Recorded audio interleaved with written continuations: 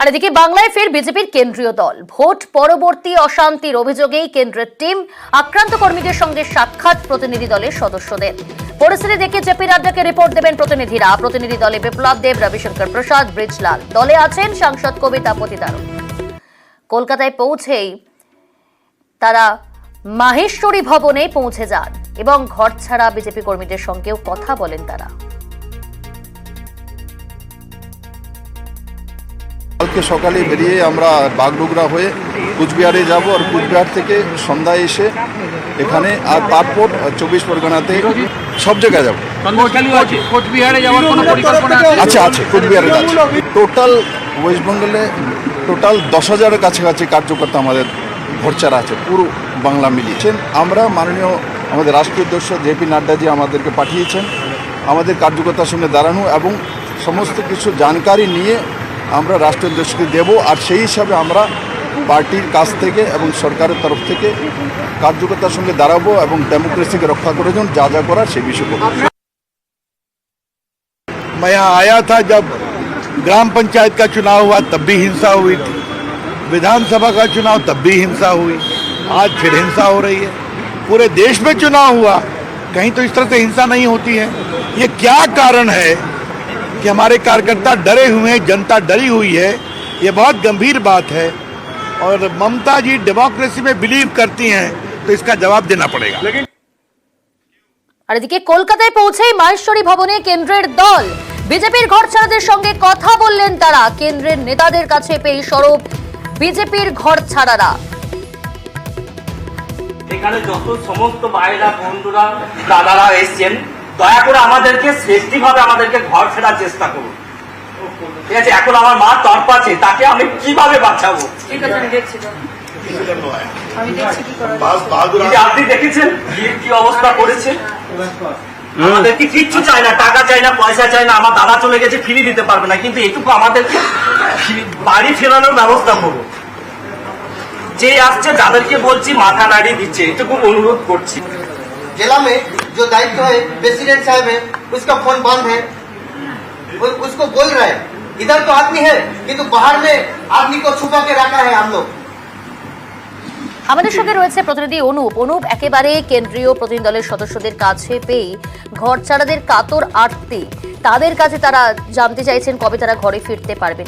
আর কি বললেন তারা, আর কি জানালেন প্রতিনিধি দলের সদস্যদের?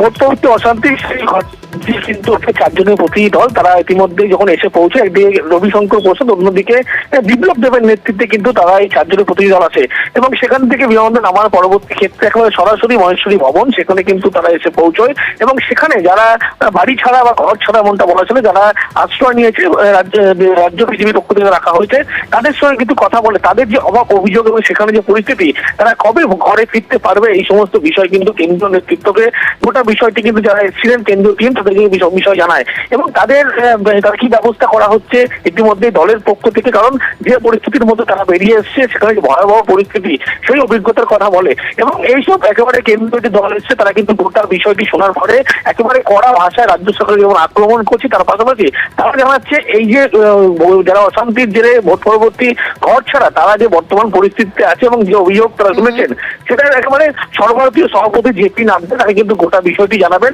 এবং আইনি প্রক্রিয়া হবে কিন্তু তাদের ঘরে পৌঁছানো হবে, এমনও কিন্তু আশ্বস্ত করা হয়েছে। বেশ,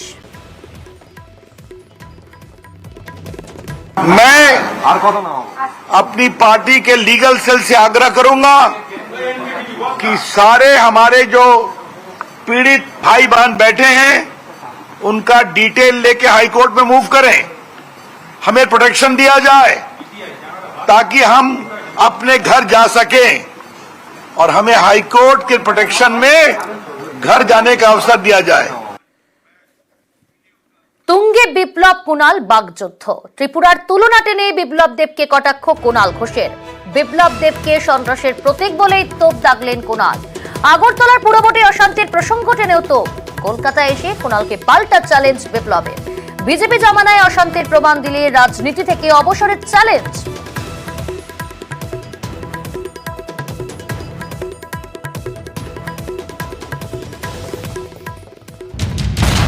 বিপ্লব দেব তো সন্ত্রাসের সিম্বল, যখন তৃণমূল কংগ্রেস ত্রিপুরা আগরতলা পুরো ভোট লড়াই করছে তখন তো সমস্ত রকম সন্ত্রাস, হামলা, অপহরণ, বাড়িতে আগুন দেয়া, তৃণমূল কর্মীদের বিরুদ্ধে মিথ্যা মামলা, এই সমস্তটা বিপ্লবদের থাকাকালীন হয়েছে। সেই বিপ্লবদেব আসছে এখানে হিংসা দেখতে। সেই সংবিধানের পাতাগুলো, সেই সিআরপিসি, সেই আইপিসি যদি আমরা এখানে দেখাতাম তাহলে বিপ্লব বাবুকে পশ্চিমবঙ্গে পা রেখে আর এলাকায় ঘুরতে হতো না।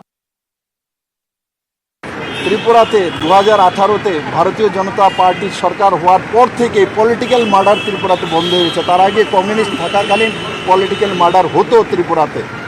পলিটিক্যাল মার্ডার 2018-এর পরও যদি কেউ কোনো সাংবাদিক বন্ধু দেখাতে পারে ত্রিপুরাতে পলিটিক্যাল মার্ডার কাউর হয়েছে, রাজনীতি ছেড়ে দেবো।